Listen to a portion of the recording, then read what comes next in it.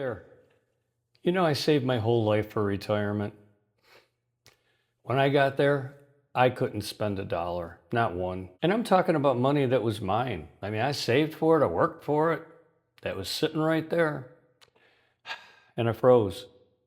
I froze. Hi, I'm Craig. If you're new here, and if you're not new here, I'm still Craig. You know, it's weird. What nobody tells you before you retire. Saving money is a skill. Spending it apparently is a completely different skill, and most of us never learned that one. Now, I actually found something that helped me break out of this, and I'm going to get to that in just a second. But first, let me show you why this happens. And I have talked to a lot of people. The ones that struggle the most to spend in retirement are usually the ones that saved the best. I mean, isn't that something? You did everything right, everything exactly the way you're supposed to. That's exactly why this is so doggone hard. Let's walk through what's really going on here. Because what good is having the money if you can't bring yourself to use it? First one caught me completely off guard. It's identity.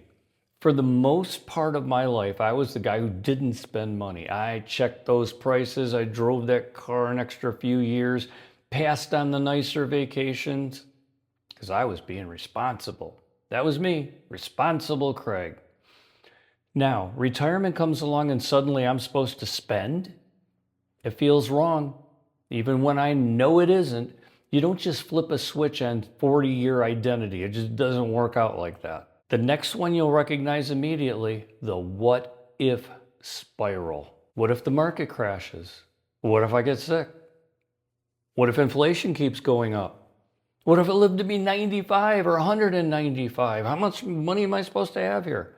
You can what if yourself right out of enjoying your life. I've seen people sit on perfectly good savings, never use it. No trips, no experiences, no enjoyment, just fear. Now, some caution is healthy. Don't get me wrong there. But there's a point where caution becomes its own kind of poverty, you know? Let me ask you something.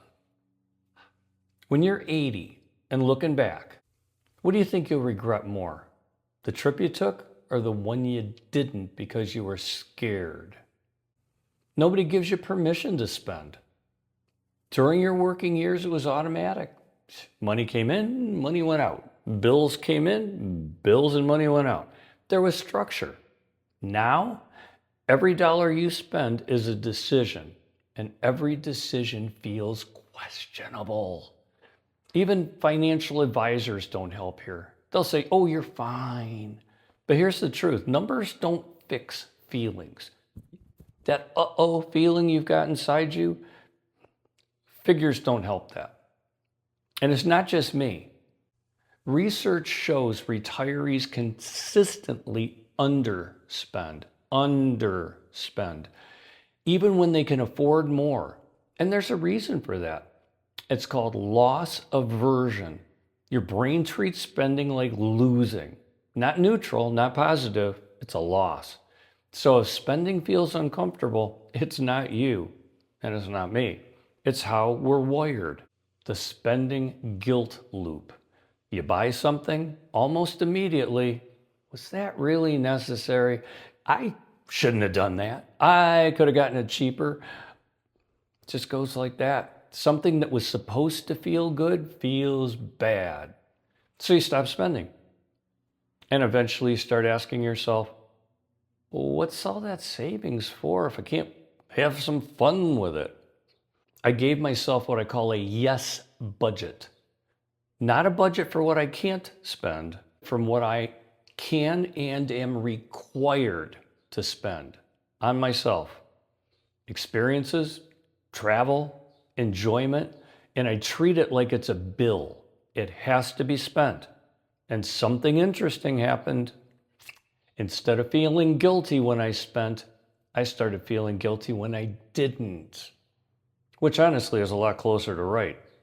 The other thing, I said my fears out loud to another person, because those what ifs sound a lot bigger in your head than they do in real life. And here's the takeaway. You saved well. You planned well. Now the work is learning to actually use what you built. It's not irresponsible. That's the point. You don't need to be reckless. You just need to stop treating every dollar like it's the last one you'll ever have, because most of the time, it isn't. I recently booked a trip that I wouldn't have taken a year ago. Nothing crazy, but I did it without that guilt spiral. And it felt like I earned it because I had. Look, if this hits home for you, I'd really like to hear your experience. What has this shown up for you? Because this one matters, okay? Comment below. I'd really love to hear from you. Hit the subscribe and the thumbs up and all that stuff. Thanks so much. Catch you next time. Bye.